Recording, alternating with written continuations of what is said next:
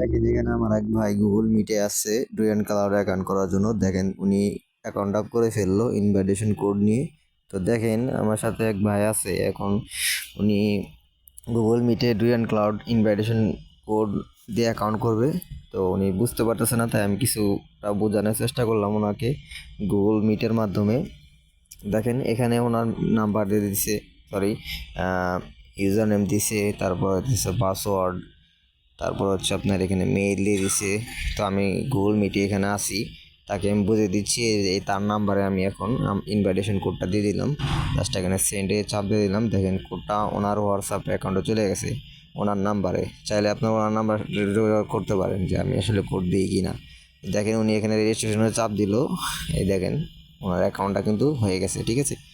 তো এখন উনি কিন্তু অ্যাকাউন্টটা এখানে লগ ইন করতে পারবে, ঠিক আছে, অনায়াসে।